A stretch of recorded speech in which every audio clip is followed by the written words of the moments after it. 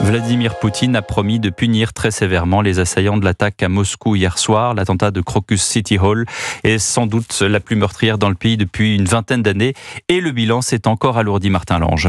Oui, au moins 133 morts, Pierre, un bilan qui devrait encore s'alourdir puisque les opérations de recherche continuent dans les décombres du Crocus City Hall qui a été incendié par les terroristes hier soir.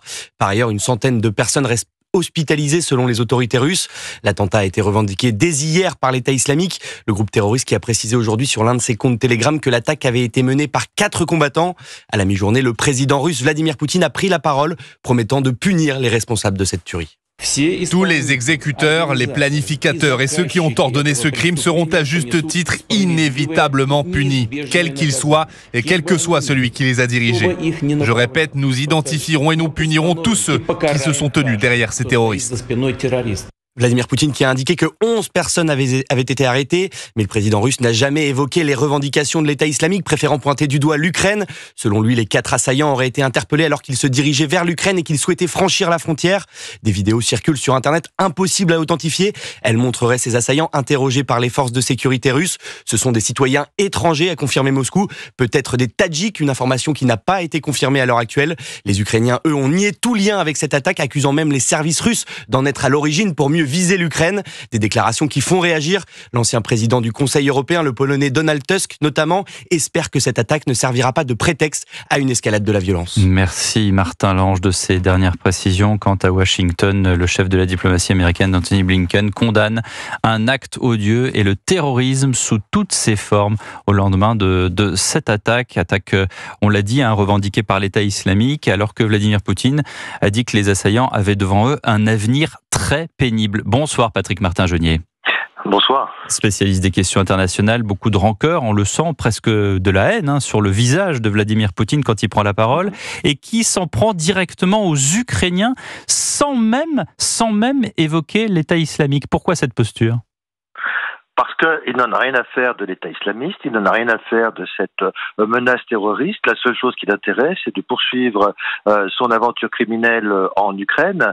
Et bien naturellement, il cherchait une occasion pour le faire. Il y a une occasion extraordinaire qui est ce terrible attentat revendiqué par l'État islamiste.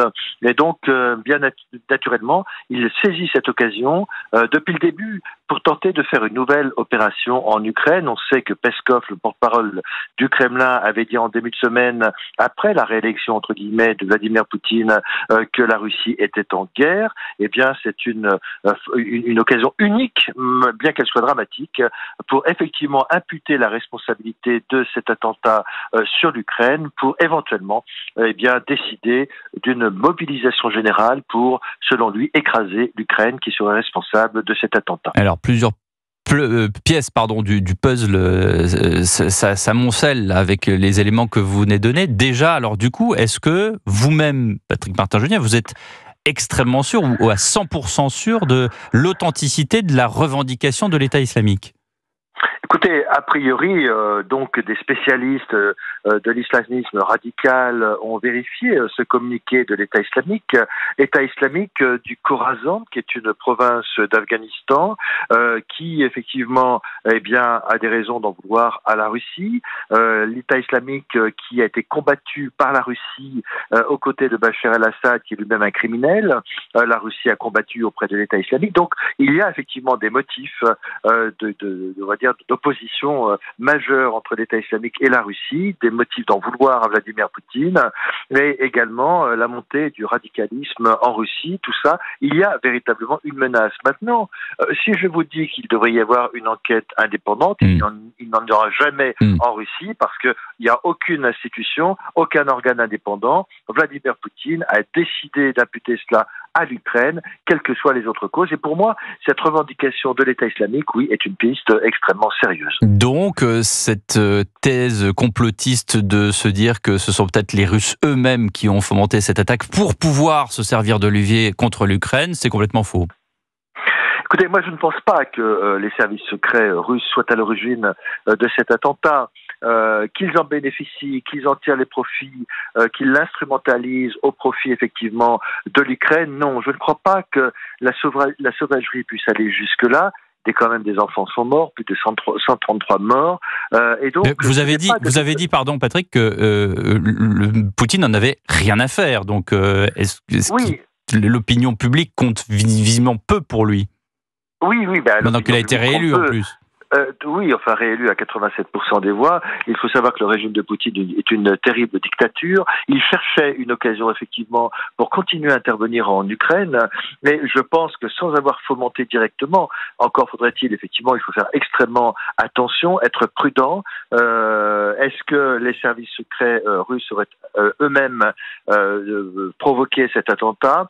Tout cela, il faut être extrêmement prudent. En revanche, oui, ils vont l'instrumentaliser. La preuve, c'est qu'on essaye de trouver tous les prétextes pour imputer la responsabilité de cet attentat à l'Ukraine. Par exemple, cette fameuse voiture Renault qui a été vue en train de filer, soi-disant, vers l'Ukraine, qui, selon Poutine, serait un motif suffisant pour bien montrer que les Ukrainiens sont derrière cela, alors que manifestement, l'Ukraine n'est pas derrière cet attentat. Mais pour la communauté internationale, elle n'est pas dupe.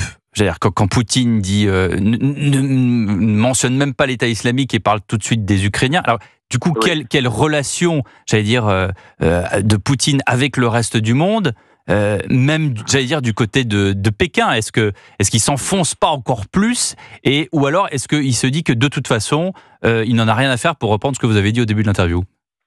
Oui, mais vous savez, ça ne changera strictement rien dans les rapports entre la Russie et les autres États du monde. De toute façon, ce n'est pas le sujet. Il veut continuer à vouloir intervenir en Ukraine. La Chine a dit récemment que la Russie était son meilleur allié. Il est prévu d'ailleurs qu'il y ait des rencontres entre les deux dirigeants bientôt. Ça ne changera rien des relations avec l'Occident, avec l'OTAN. L'OTAN n'est pas dupe, bien évidemment. Les États-Unis avaient prévenu les autorités russes qu'il y avait un risque d'attentat, avaient prévenu la communauté américaine présente en Russie. Donc ça ne changera strictement rien sur les rapports. Simplement, effectivement, cela remet au cœur de l'actualité internationale la problématique du terrorisme. Ça, c'est un vrai danger, c'est un vrai problème, parce qu'on a vu que malgré l'État policier, malgré les militaires, la police extrêmement présente à Moscou, eh bien, il y avait des failles dans le système de sécurité et que des attentats islamistes pouvaient effectivement facilement se dérouler à Moscou, mais des attentats islamistes qui peuvent se dérouler également en Occident, aux États-Unis, voire à Paris, notamment à l'occasion des prochains Jeux Olympiques. Merci beaucoup Patrick Martin-Genier pour votre décryptage sur Europe 1.